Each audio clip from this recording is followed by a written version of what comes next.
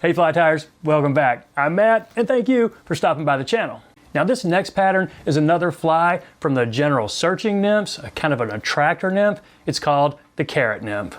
Now let me read you a quote about this fly. This nymph is particularly effective on rainbow and speckled trout. Although it has existed for many years, it has not enjoyed a large following. Claude Chartrand, 1987. So why has this fly not enjoyed a large following? I've seen it in at least 6 of my books. One of the fairly recent ones is Randall Scott Stetzer's Flies the Best 1000.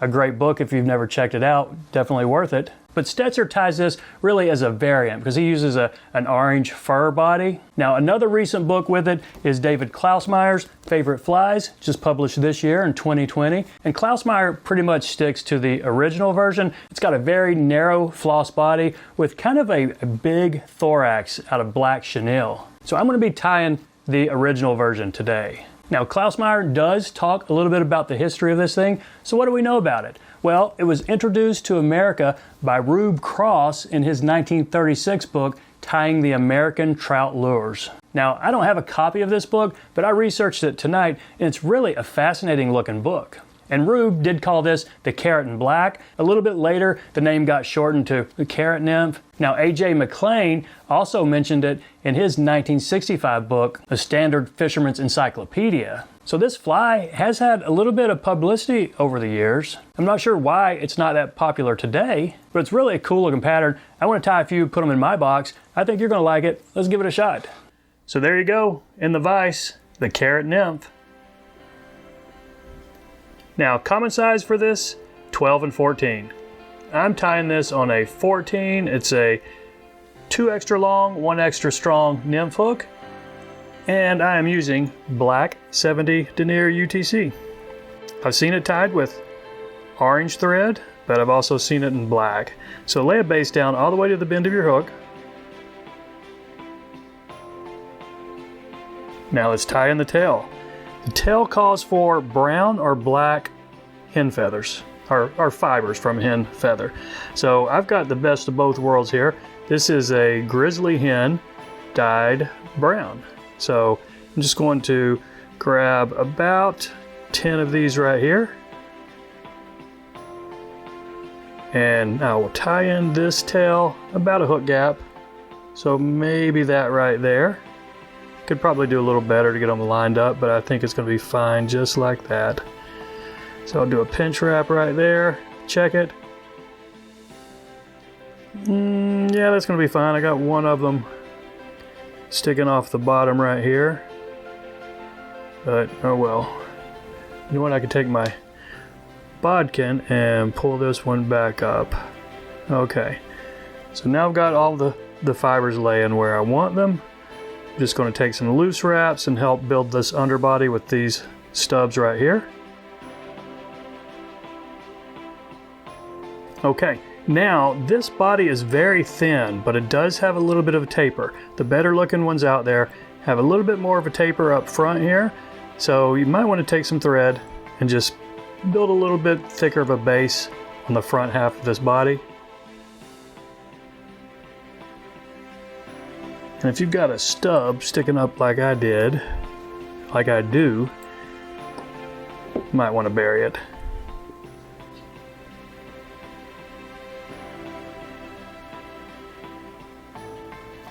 Okay, that's fair enough of a taper. So our body on this guy, it's an orange floss. I'm using a polypropylene. It's a little bit stretchable. So take a pretty good length of it.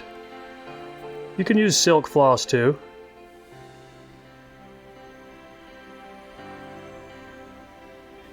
Now I'm going to just capture this in all the way to the back to make sure it's extra secure back here. Now bring my thread back on up to the front and park it. Now I'm going to wrap this, and it's pretty thin, so I want at least 2 layers throughout that body. So I'll probably go up and then back again and then back up, and might even put a few extra wraps up front to help work on that taper. So just take your time on the back and then go as fast as you can.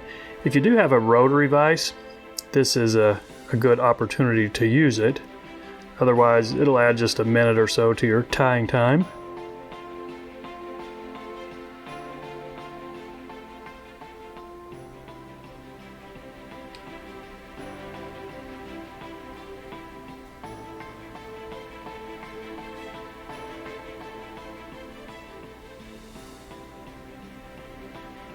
Okay, now that you got it up front, go ahead and catch this off with maybe 2 thread wraps.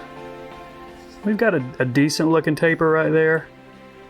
Don't worry about that it's coming back up toward the front. That's going to be covered with our thorax. It does have a pretty big, almost out of proportion thorax on this guy. Now you do have an option. You can use black rabbit or you can use chenille. The original calls for chenille, so that's what I'm going to use. Just going to catch it in, maybe right. Let's do it right here. Try not to get it too far forward. When you cut it, it does make a little bit of a mess. So take a few wraps back, and that should be fine right there. So we'll get our thread back up to the front where we're going to stop this body, and then we'll tie in our hackle after we wrap this thorax, So probably just 2 wraps, might do 3. I think I'm going to stop with 2 right there. That's going to be plenty.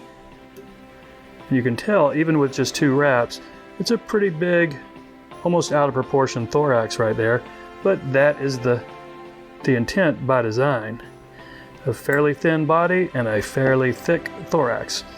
Okay, I think that's going to be fine. Let's put a couple of wraps right here to secure it. Now a brown or black hen hackle for the hackle, which are the legs of this little carrot guy. So again, I'm using this same hen. It's from a Cape. It's grizzly dyed brown, so it has both brown and black. I'm going to catch it in, concave side toward the hook. A couple of tight wraps there. Now I'm going to flip this back over on itself and just really lock it in. There's one of them I tied a minute ago. This hackle pulled out on me. So now that I've got that folded back over on itself, I'll snip this excess off and it's not going anywhere. We are only putting maybe 2 wraps.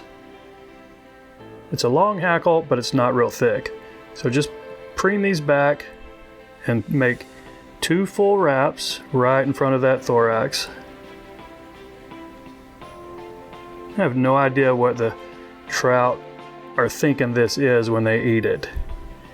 Surely they're not big vegetable eaters, but it does look pretty much like a carrot.